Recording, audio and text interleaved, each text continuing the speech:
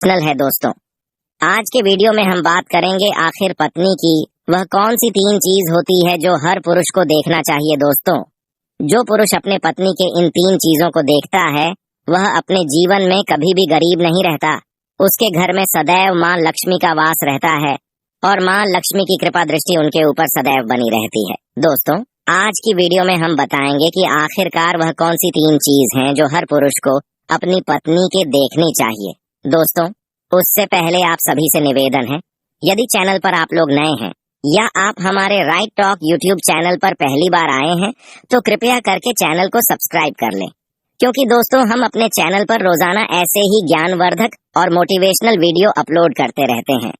चलिए तो दोस्तों शुरू करते हैं आज की इस प्यारी सी वीडियो और इस प्यारी सी कहानी से जानते हैं कि पत्नी की वह कौन सी 3 चीज है जो हर पुरुष को अपनी पत्नी की देखनी चाहिए। दोस्तों, एक बार की बात है, किसी गांव में एक आदमी रहा करता था। दोस्तों, वह आदमी अपनी पत्नी से बहुत परेशान था, क्योंकि उसकी पत्नी अपने पति से बात बात पर लड़ाई झगड़ा करती थी। उसके घर में एकदम कंगाली छा गई थी। खाने के लिए घर में एक भी दाना नहीं बचा था, ना ही पीने के लिए पानी और ना ही पहनने के लिए वस्त्र। दोस्तों, रोज रोज के इस क्लेश से वह पुरुष अपनी पत्नी से परेशान हो गया था। एक दिन की बात है, वह आदमी अपने घर से जंगल की तरफ निकल जाता है। जंगल में जाते जाते उस आदमी की एक ऋषि से मुलाकात होती है। तब वह आदमी उस ऋषि के पास बैठ जाता है और वहां पर बैठकर रोने लगता है। मित्रों, वह ऋषि उस आदमी से पूछते हैं कि पुत्र, आखिर तुम्हें हुआ क्या है, तुम क्यों रो रहे हो।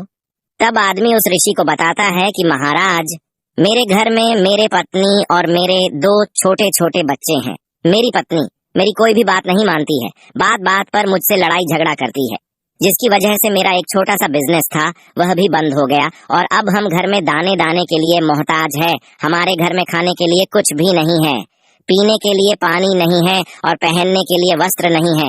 लेकिन मैं अपनी पत्नी को समझाता हूँ कि लड़ाई झगड़ा ना करें, इसके बावजूद भी वह घर में रोज लड़ाई झगड़ा करती है।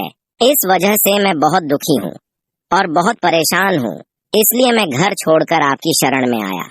मित्रों, वह ऋषि महाराज उस आदमी को बोलते हैं कि पुत्र, तुम रो मत। आज मैं तुम्हें ऐसे 3 चीज बताने जा रहा हूँ जो पुरुष अपनी पत्नी की 3 चीजों को देखा है। वह पुरुष अपने जीवन में कभी भी गरीब नहीं रहता है और न ही उसके घर में कभी लड़ाई झगड़े होते हैं और उसके बिजनेस में तरक्की होती है। मित्रों, तो वह साधु महाराज उस आदमी को बताते हैं कि मैं तुम्हें जो बातें बताने जा रहा हूँ उन 3 चीजों को गांठ बांध लो। तब वह आदमी उसे ऋषि महाराज की बातें बहुत गौर से सुनता है और ऋषि महाराज से बोलता है कि प्रभु, आप मुझे जल्द से जल्द बताइए वह कौन से 3 चीज है जो हर पुरुष को अपने पत्नी की देखनी चाहिए। दोस्तों, तब वह ऋषि महाराज उस आदमी को एक कहानी सुनाते हैं। तो चलिए दोस्तों, गुरु जी से ही सुनते हैं इस कहानी के बारे में। मित्रों, किसी नगर में एक सेठ रहा करता था। उस सेठ का बहुत बड़ा व्यापार था। उसके घर में सेठ और उसकी पत्नी रहा करते थे। सेठ और सेठानी में आपस में बहुत प्रेम था। उनके घर में कभी भी लड़ाई झगड़ा किसी प्रकार का कोई अंधा क्लेश नहीं होता था। इसलिए उसके घर में सदैव माँ लक्ष्मी का वास रहता था और उनके बिजनेस में दिन दुगनी रात चौगुनी तरक्की होती थी। उन सेठ सेठानी में इतना प्रेम था कि आसपास के लोग उनके इस प्रेम को देखकर जल जाया करते थे। मित्रों, सेठ और सेठानी के इस प्रेम की मिसाल हर गांव वाले देते थे। ऐसे कर करके उस सेठ और सेठानी की बात उसे गांव की राजा तक भी पहुंच जाती है। मित्रों, जब सेठ सेठानी की बात उसे राजा के पास पहुंचती है तो वह राजा भी उनके प्रेम की मिसाल की तारीफ करते हैं और कहते हैं, हमारे गांव में एक पुरुष और स्त्री ऐसे भी है जिनके घर में कभी भी लड़ाई झगड़ा नहीं होते हैं। उन दोनों में आपस में इतना प्रेम है कि जितना मैं आज तक अपनी जिंदगी में कभी भी नहीं देखा। मित्रों, अगले ही दिन वह राजा पूरे नगर में डिंडोरा पिटवाते हैं और कहते हैं, इस राज्य में जितने भी लोग हैं वह सभी लोग अपने अपने घर में दिया जलाकर रखेंगे। तब राजा की रानी अपने राजा से पूछते हैं कि महाराज, आखिरकार आप सभी के घर में दिया क्यों जलवा रहे हैं। राजा रानी की बात सुनकर रानी को बोलते हैं कि दीपक प्रेम की निशानी होती है। जिसके घर में दीपक जलता है उसके घर में सदैव ही प्रेम बना रहता है और मैं चाहता हूँ कि जो प्रेम सेठ और सेठानी के बीच में है वही प्रेम हमारे इस नगर में, हमारे इस राज्य में हर पति और पत्नी के बीच में हो। इसलिए मैं हर घर में दीपक जलाना चाहता हूँ। मित्रों, राजा के सैनिक पूरे नगर में ढिंढोरा पीटते हैं और बोलते हैं, सभी के घर में दीपक रात भर जलना चाहिए। राजा की बात मानकर सभी नगरवासी अपने घर में दिया जलाते हैं, लेकिन जैसे ही आधी रात होती है सभी के घर के दीपक बुझ जाते हैं। लेकिन उस सेठ और सेठानी के घर की दीपक कभी भी नहीं बुझती है, क्योंकि दीपक प्रेम की निशानी होती है। और जो सेठानी थी वह अपने घर की दीपक को सदैव जलाए रखती थी, जिसे सेठ और सेठानी का प्रेम बरकरार रहे। लेकिन मित्रों, जो सेठानी थी वह अपनी मनमानी काम करती थी। उसका जो मन करता था वह वही काम करती थी। लेकिन सेठ को इस बात से कभी भी कोई दिक्कत नहीं होती थी, क्योंकि सेठ बहुत समझदार था। वह सोचता था कि यदि मैं अपनी पत्नी को रोक टोक करूंगा तो घर में बेवजह ही लड़ाई झगड़ा होंगे। इसीलिए सेठ सेठानी की कई चीजों को और कई बातों को अनदेखा करता था। वह सेठ इसलिए अनदेखा करता था ताकि पति पत्नी में वह प्रेम और व्यवहार बना रहे। एक दिन की बात है मित्रों, राजा और रानी अपने छत के ऊपर खड़े होकर अपने नगर का नजारा देख रहे थे। और वह राजा और रानी देखते हैं कि उनके पूरे राज्य में अंधेरा था, लेकिन सिर्फ एक सेठ और सेठानी का ही गांव का घर था जहां दीपक जल रहा था। मित्रों, तब राजा रानी से बोलता है कि देखो, सेठ और सेठानी में कितना प्रेम है। सभी के घरों का दीपक बुझ गया है, लेकिन सेठ और सेठानी के घर का दीपक अभी भी जल रहा है। इसका मतलब यह है कि सेठ और सेठानी में बहुत ही ज्यादा प्रेम है। तब रानी अपनी राजा से बोलता है कि महाराज, सेठ और सेठानी में जो भी प्रेम है वह इसलिए है क्योंकि सेठानी समझदार है, इसलिए सेठ के घर में प्रेम है। जब राजा रानी की बात सुनता है तब राजा बोलता है कि नहीं महारानी, यहाँ पर सेठ ज्यादा समझदार है, इसलिए उनके घर में कभी भी लड़ाई झगड़ा नहीं होता है।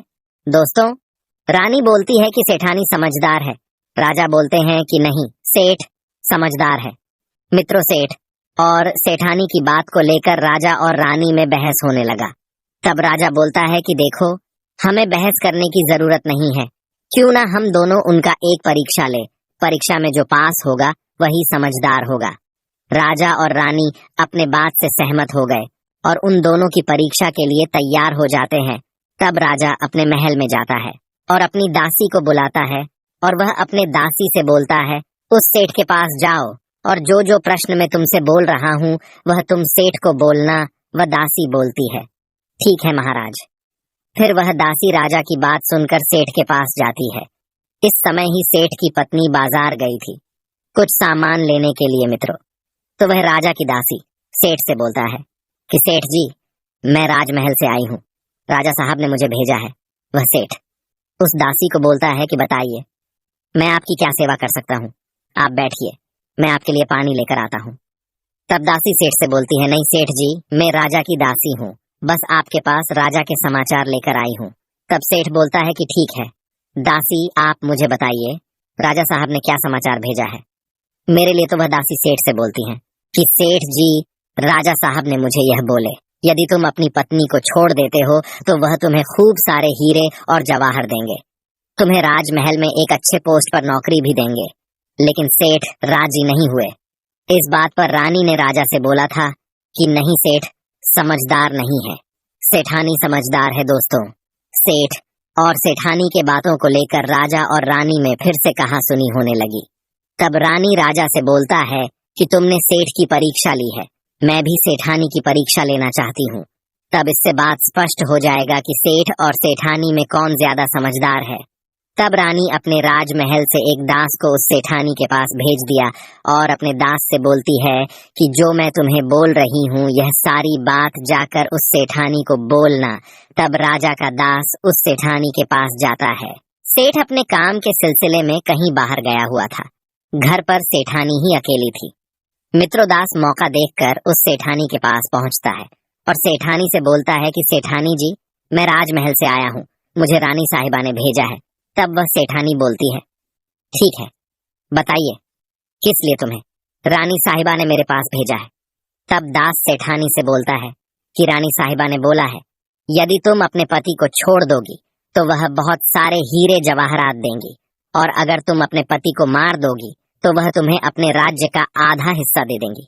दास की बात सुनकर सेठानी तैयार हो जाती है और कहती है, ठीक है, यदि रानी साहिबा अपने राज्य का आधा हिस्सा मुझे देगी तो मैं अपने पति को मार दूंगी। मित्रों, उस राजा का दास उस सेठानी से बोलता है कि मुझे कैसे पता चलेगा कि तुमने सेठ जी को मार दिया है। तब सेठानी राजा के दास से बोलता है कि मेरे घर में जो दीपक जल रहा है वह तुम्हें दिख रहा है।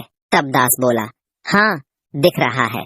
तब सेठानी उस राजा के दास से बोलती है कि जब मैं अपने पति को मार दूंगी तो मैं यह दिया बुझा दूंगी, तो तुम्हें पता चल जाएगा कि मैं अपने पति को मार दिया है। अब दास राजमहल को वापस लौट जाता है और राजा और रानी से यह सारी बात बताता है। सेठानी की बात सुनकर रानी बहुत अचंभित हो जाती है और रानी को स्त्री जाति से नफरत होने लगती है। मित्रों, तब वह राजा अपने सारे दास दासी के साथ कुछ सैनिकों को बुलाता है और बोलता है, देखो, मैं यह नहीं चाहता हूँ कि राजा और रानी की वजह से किसी निर्दोष की जान जाए। तुम ऐसा करो, उस सेठानी के घर जाओ और उस सेठ को सारी बातें बता दो और उस सेठ को बचा लो। दोस्तों, इधर दास और दासी सेठानी के घर पर जाते हैं और सोचते हैं कि सेठानी तो सेठ को रात में मारेगी और दिया भी बुझाएगी। इससे पहले ही हम सेठानी के घर में हमला बोल देते हैं। मित्रों, इधर रात भी नहीं हुई थी, शाम का समय था और जैसे ही राजा के सैनिक सेठानी के घर पर धावा बोलते हैं तो देखते हैं कि सेठ पहले से ही मरा हुआ है। तब राजा और रानी के दास दासी उस सेठानी से बोलते हैं, सेठ जी तो मरा पड़ा है, लेकिन सेठ को तो तुम्हें रात में ही मारने के लिए बोला गया था। तब वह सेठानी दास और दासी से बोलती है कि सेठ को तो मुझे मारना ही था, रात में तो मुझे दिया बुझाना था, इसलिए सेठ को तो मैं दिन में ही जहर देकर मार दिया है। अब मेरा काम है सिर्फ दिया बुझाने का। मित्रों, वह सैनिक उल्टे पांव उस सेठ के घर से राजा के दरबार में भागे भागे जाते हैं और राजा को सारी बातें बताते हैं। राजा क्रोध से आग बबूला हो जाता है और उसको स्त्रियों से घृणा होने लगती है और वह अपने सैनिकों को भेजता है कि उस सेठानी को बंदी बनाकर ले आए। तब राजा के सैनिक उस सेठानी को बंदी बनाकर राजा के राज्य दरबार में पेश करते हैं। दोस्तों, तब वह राजा उस सेठानी को कारावास में डलवा देता है और वह राजा समस्त स्त्री जाति से नफरत करने लगता है। मित्रों, वह ऋषि इस कहानी को गांव के उसे आदमी को सुनता है। तब ऋषि उस आदमी से बोलता है, अब तुम्हें समझ में आ गया होगा कि स्त्री की वह कौन सी 3 चीज हैं जो हर कोई पुरुष को देखना चाहिए। वह आदमी ऋषि से बोलता है कि महाराज, मुझे अभी भी समझ में नहीं आया, स्त्री की वह कौन सी 3 चीज हैं जो हर पुरुष को देखना चाहिए। मित्रों, तब वह साधु उस आदमी को बताते हैं कि हर पुरुष को अपने स्त्री के सबसे पहली चीज यह देखनी चाहिए कि वह कहाँ पर आ जा रही है।